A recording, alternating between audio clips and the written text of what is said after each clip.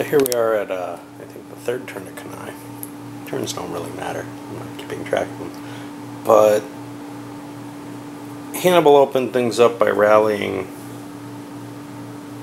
and strengthening the line of the forces facing in the center. However, that didn't do a lot of good. We'll take a look at that right now, actually.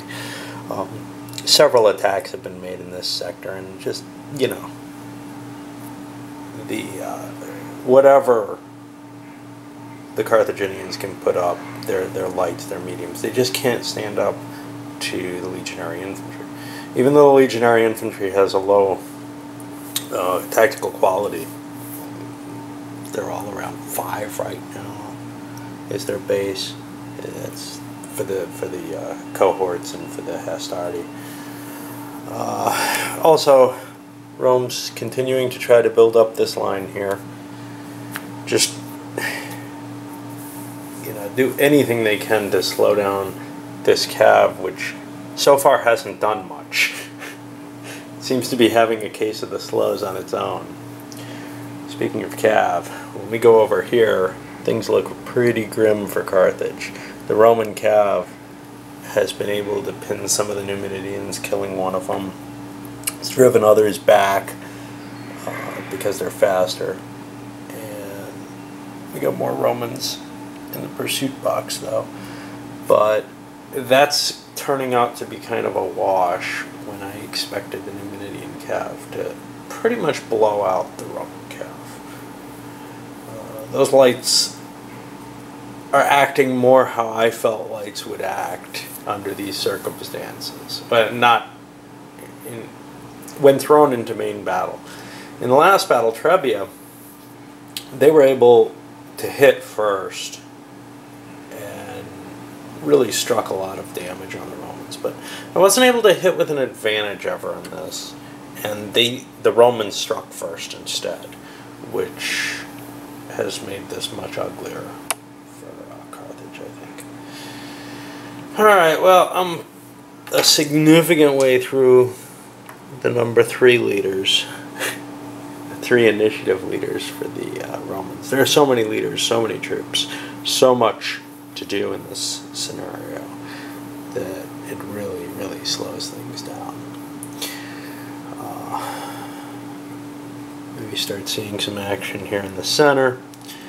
Over here on the wing, the Romans are trying to protect their flank again.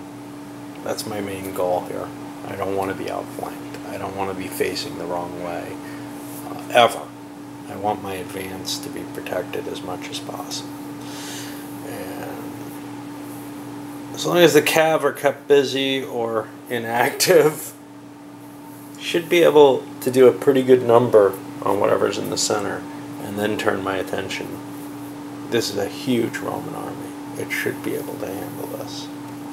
Well, the masses of the Roman iffy leaders, the 2s and 3s, have all gone.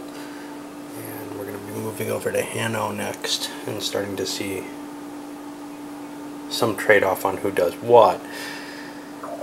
We already saw a lot of progress on this side with the Romans bashing through, but over here it didn't go quite so well.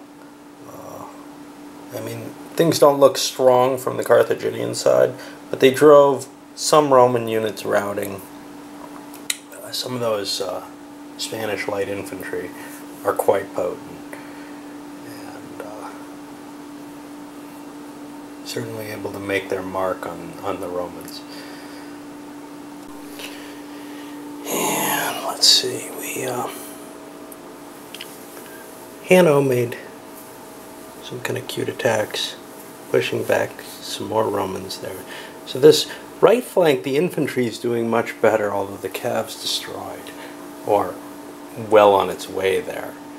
On the other hand, over here, the Carthaginian infantry, and granted we haven't gotten the big Celts into play as much here, that may be the issue, has been being pushed back and is kind of exposing this extension that was meant to outflank while the Romans are setting up their line there. And Vero basically fortified that line and moved a couple of his lines forward and failed to rally a couple of units that went into the dead pile. Alright. So once again, Hannibal's been able to do wonders behind the lines, just rallying forces. He's so good at that. And I think, at least the way I play, that's his biggest advantage. You know, this whole army should be off the map, but he's able to do 14, 20, you know, troops a turn that he can just bring back into the fight again and again and again. And that's making up to some extent for the Romans, who are also able to rally some of their forces, but we see these trickles coming forward. Most of them they're not, and when they try, sometimes they fail. And here's the cav that left. We got more cav leaving over here. More of this cav leaving. What we see is that the Numidians are finally looking like they've actually taken the advantage here, and there's just a couple of Roman cav facing all those Numidians. Still got a pile of cav back here that I may need to recover in order to launch a full-scale attack from the cav on the Romans. The problem with that is, if the Romans get a chance to build up their flank, and they've been doing that, much worse on this side, but they've been doing that on this side too. If they get a chance to build up their flank, that becomes very, very difficult. You still can pick off and everything, but it's not like this massive line of cav just smashing in. If that happens, you know, the Roman army is just in such shambles. But that hasn't been happening, and I think that's actually probably what actually happened at Cannae, was that the Romans refused to build a flank. I'm not saying that they've got an easy cakewalk here at all. It's just, I think they're going to make it a lot harder on Hannibal than the historical outcome seems to have been. I'm still somewhat tempted to put my odds on Hannibal, though. His leadership, not just him, but his subordinates as well, the mess of trying to get these Roman legions moving, they're just this tangled, you know, it looks like there's lines in there, but there really aren't many.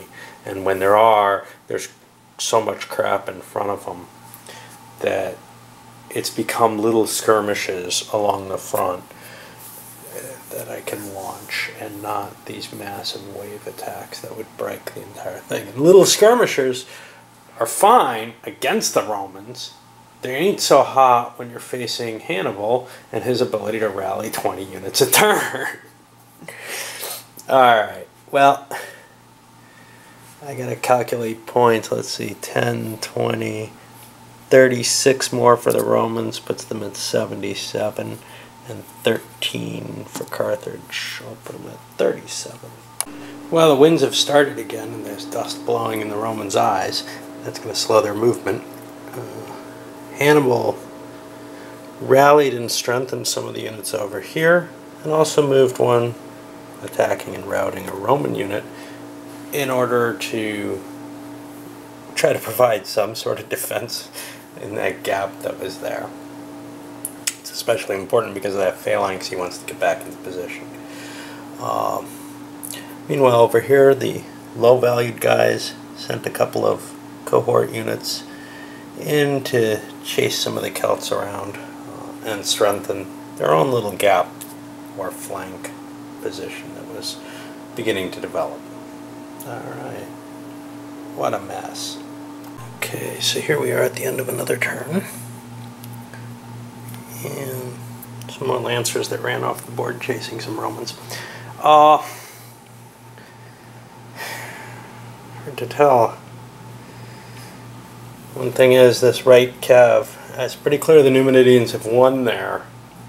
The Romans have one effective unit and one routing unit left on the board. The rest gone into the rout pile.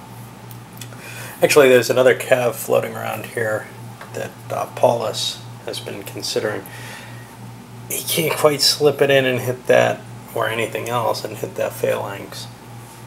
And hasn't really gotten a chance. It can't quite reach this side either.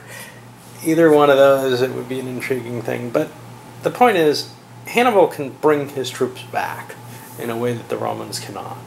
And we see there's just still this constant steady stream of Romans trying to leave.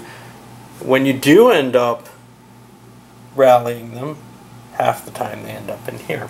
Speaking of which, I've got the points I recorded them 124 to 55.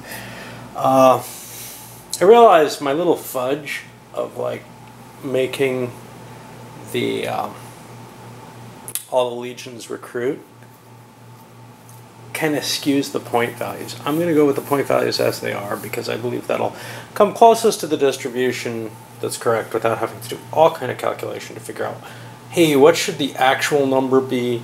And then I'd have to still go back and count and see what I actually killed, and there were some units withdrawn at the beginning of the game, so I think it's easier to do it this way and probably pretty close as long as I'm not focusing on, oh, there's a 7 that I can kill. If need be, I can always, you know, give a little edge to the Romans at the end. So over here, things aren't really moving too much. The Romans have their line built. Their calves mostly destroyed. They came back and got hit again. Hasdrubal only got one action, and he split it between hitting the cav and trying to defend his phalanx here with these Celts attacking. See some interesting things happening though where Hannibal was active. First of all, he rallied everything. There wasn't that much to rally this time because the Romans aren't able to give that sustained assault that, you know, the initial attack was quite powerful, and maybe the second wave was too, but now it's getting harder and harder to find units in quantity enough to throw in or in a line or whatever. And we see some big gaps, you know, like this poor guy is all alone, a lot of space between him. One thing we're seeing though is the skirmishers, those Balearic slingers, are beginning to be brought back up. And this is where I really like them. I wouldn't even put them in the front if I had full setup freedom. Because they don't do a hell of a lot there. They're a speed bump and then they come smashing through your line and cause damage. But here, where things have gotten so loose and so chaotic, they're able to walk up, get within a couple hexes, throw a rock, maybe do a point of damage. It may be enough, in a couple of cases it was, to rout a couple of good units and send them flying back before they get a chance to rally or whatever. And then they can withdraw before combat. They can't withdraw when they're in front of a big heavy line of forces, at least without disrupting that line. And I would rather not do that. All right, well, I guess on to another turn. We're about halfway there through the Roman points, and yeah, Carthage is 175. They're nowhere near. They're well below a third. So I'm still betting on Carthage on this one, even with those heavy Roman lines, etc. They're just too potent, but it's not going to be a complete blowout, I don't think. All right, up this one goes.